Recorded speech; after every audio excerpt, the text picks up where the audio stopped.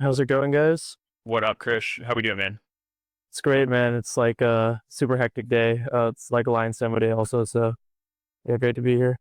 I was wondering if you're going to call in from that. All right, so Krish, you're the founder of PMX, platform for permissionless prediction markets. I think you started doing prediction market trading in Telegram, is that right? And then I think Polycule was it. You launched a token on Believe. And so you are somebody who's building in this sort of novel emergent prediction market space, allowing anybody to spin, or like, I guess more user generated markets, and doing so with a token. So I think there's lots for us to get into here, but let's maybe start off with how are you able to make permissionless markets work at PMX? Yeah, so basically every market has a pre-sale, so you can just decide, hey, I want to make a market, and you and your friends can fund it. And if you hit at least like 10,000 USDC, that's enough liquidity to bootstrap the market. And obviously, if you want like a more liquid market for something like a big sports game or like politics, you can add more liquidity. But the point is to make any type of market accessible and then to be able to monetize your market from earning trading fees from all the people who trade it. So, yeah. Yeah, I guess I'm interested in the journey from being kind of the poly market Telegram trading bot to ultimately deciding you wanted to kind of create your own platform and permissionless markets. Like, what was there something you saw being the poly market trading bot that kind of highlighted this opportunity, or yeah, what made you make that move? Oh yeah, 100%. So we still run the number one Telegram prediction market like bot, and a lot of people use it for copy trading. In fact, that's like our killer feature. Hmm. The issue with copy trading is, it's great for farming, but you can't make that much money off of it, right? Unless you are really, really good and find really good accounts. And the reason for that is it's actually not very liquid, right? So if you copy trade someone, that person could be making a lot of money, but because there isn't that much liquidity in prediction markets, any copy trader isn't going to make that much money. So we were like, okay, like how do we make these markets more liquid? How do we like increase the number of markets? And the logical solution was, okay, let's build it on Solana and let's use AMMs. And thankfully, we get to work with Meteora, who's like the king of this type of stuff. I'd say they're like the liquidity layer of Solana. So uh yeah, it was like a really good match, and I think yeah, we're growing super fast. So it's been a ride. So I think it's easy in the current state to open your app and kind of conflate it to Molly market. I think a lot of kind of normal sports predictions, kind of political predictions, but I'm curious how you see that diverging over kind of the medium term.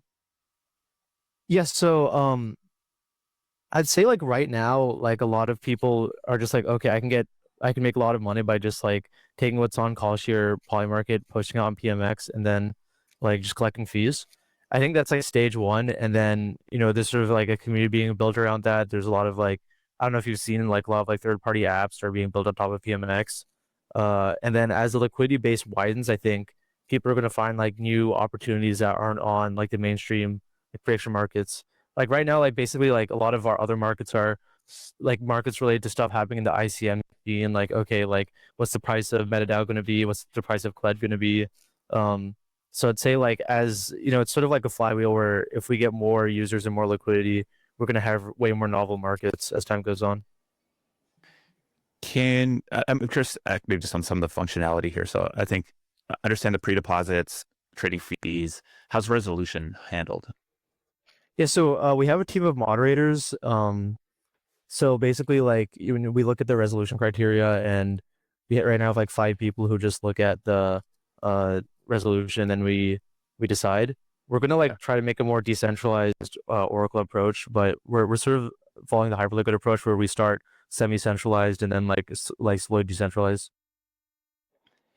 Yes, I'm looking at your Dune dashboard right now. It looks like you have, doing 150K in volume a day, which is pretty meaningful, but it's also coming from, like 50 to 100 traders. So I guess I'm interested in kind of the dynamics there. You just have a kind of small group of hardcore fans who are spending a lot of money. And then also where do you see growth coming? Yeah, so I'd say like right now we're kind of a cult, and also I'd say a lot of up until like the last like day or two, like our trading volume was very stifled by a lot of changes we're making with the AMM, right? Like it's actually kind of hard to do AMM based prediction markets. Like Polymer actually started being AMM based, but then they like switched off because it's like really really hard to do. It's only kind of possible now due to like some new tech, especially like DLMM, but that's like a separate discussion. So our volume's like picking up now that we've made a lot of changes. I'd say like right now it's a very hardcore group of people. Like 150-ish like Solana traders, like who trade on like the daily. Yeah, I think like at our peak, we saw like at least like 1,000, 2,000 people like interested. I think like once it reaches critical mass and the flywheel of people sharing markets like really starts picking up, it's going to be a lot more.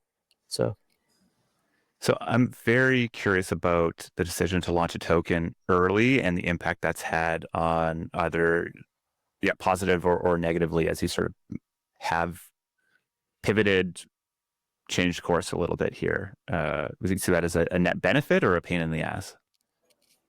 I think it's like a double-edged sword, right? So I mean, the reason why we never like abandon our token is like I think in crypto community is everything, right? And if you can take care of your community like throughout the months and years, you will be rewarded, right? And the community will be rewarded. Um, so I think like if you have a token and it starts at a fair price, you can build like an incredibly strong community that other projects can't rival, right? Like, I mean, you look at like Kalshi, like how much they're spending to like get a community, right? Like they're giving everyone a badge. They're like spending lots and lots of money. We spent like $0 on building a community, right? But through sort of our through our coin, we were able to do it.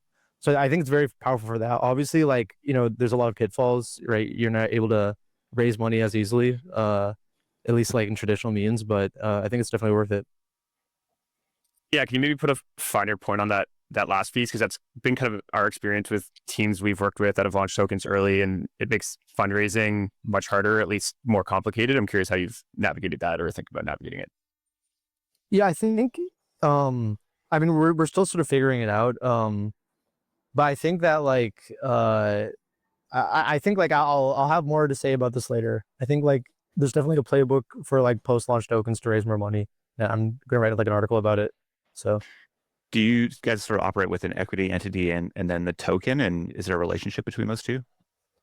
TBD, but I will say that because we're a very crypto native project, like most of the value transfer will always be through our token, and like we don't really think about equity too much.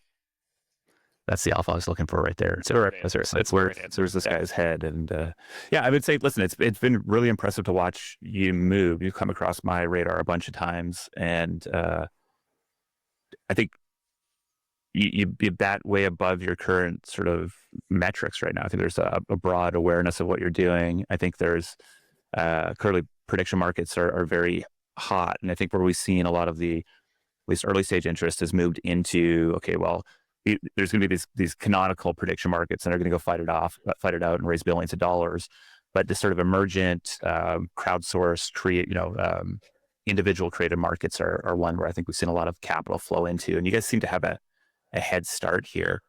And so I am really curious if you have sort of a gut on what other niche or category in like the user generated markets space is going to break out. So I feel like one will. It's really hard to say. I work on a lot of projects that had a lot of UTC in the past. But I think like once we get so many DMs from like, hey, I'm making like an anime app and I want to make prediction markets over what's going to happen in the next episode of this anime. And so I think like if you're really able to make the tooling, the ecosystem for anyone to launch a market and for devs to be able to integrate in their app, you'll just see the emergent behavior of like, okay, wow, all these markets that the people who run Kalshi or the people who run Polymarket couldn't even like consider start showing up. So yeah, I do think it's interesting seeing these markets. If you imagine the market comes to every screen that you use in some way, it seems like there's a very long tail there that'll be very hard for any one centralized exchange to serve. So we kind of have a Uniswap moment here for prediction markets. no, yeah, that's the hope. And yeah, I mean, on like us sort of like punching above our weight, I mean, I do think it's kind of a huge benefit to be undervalued, right? Like if you're undervalued, you can get like retail community members much easier, right? And I think it also like sets expectations of the community at like the right point. I think like a big danger that Shane's going to have when Polymarket does his airdrop is like oh, are you giving enough back to the community? Because at this point, it has so many stakeholders, and like the valuation cap is like so high that like, if he doesn't do it right, it's going to be incredibly disappointing. But obviously, I think Shane's one of like the best entrepreneurs of our time, so he'll figure it out. But yeah, you got a $15 billion valuation to work with. You can do some good stuff. Wait, some people to figure it out. Yeah, with your wash traders. no comment. I mean, it's watch traded, clearly. I mean, you don't need to hide on that. Yeah, interesting. Do you still see like a good business in the sort of Telegram trading bot for prediction markets? Like, is that a category that you think has any legs to it, or is your pivot away from that indication that you don't think? Well, I'd say it's not a pivot. I mean, I think it's like the bot still runs. It's still the number one bot. I think just the thing is like, I mean, at our peak we were doing like 1% of all poly market volume. I think a little bit more. Wow. Oh damn, nice. But I think like, just like right now the volume on prediction markets isn't that high. I'd actually say that, like, to be honest, it's kind of shocking to see how much how high the valuations are considering like how low the volume is. But I think the case for it is sort of like, like they have this like regulatory permissions to make basically options for everything. And like then once they start like basically like the markets for like, I don't know, like bespoke options for different equities and like all these things like really catch fire, we're going to see like 100x in prediction markets. So, and obviously we'll be a part of that. So I think like that's, yeah, but I'd say like in terms of like Telegram bot, like I think, the bot can still like because their entire space will 100x, I think the bot can 100x, but I don't think, I think like, I don't know, what we're doing with PMX is a lot more interesting. So. Makes sense. Okay, so you mentioned doing a bunch of fancy stuff, getting your AMMs back in line. You sort of had rebranded the token for the last little while, or in the last little while. What is on the roadmap in the near term that people might want to pay attention to? I think developers should start thinking about, the PMX API that's coming up. So I think like we've had a lot of developers inbound, like, oh, I want to make a prediction market, like in my app. I think that I don't know if you watched the Kyle Samani like all in thing. Oh yeah, this is basically what he was talking about, where he was like, oh, like if you can put a prediction market in every app, right? That like it totally changes consumer, right? Like because any app can have like basically like a very high LTV game inside of it. So I think that PMX is going to enable that too. And is that live soon, or I got some people that might be interested in that? Yeah, it's I'm edging a little bit, but I think it's like it should be alive the next like month. Okay. Awesome, man. Well, I was looking forward to chatting with you. You did not disappoint. Super impressive to see the momentum you've generated here. And I think you're building in a very, very interesting part of a very interesting category. So wish you all the best and look forward to checking back in with you in a couple months. Awesome. Thanks so much, Jess. That's Peace, man.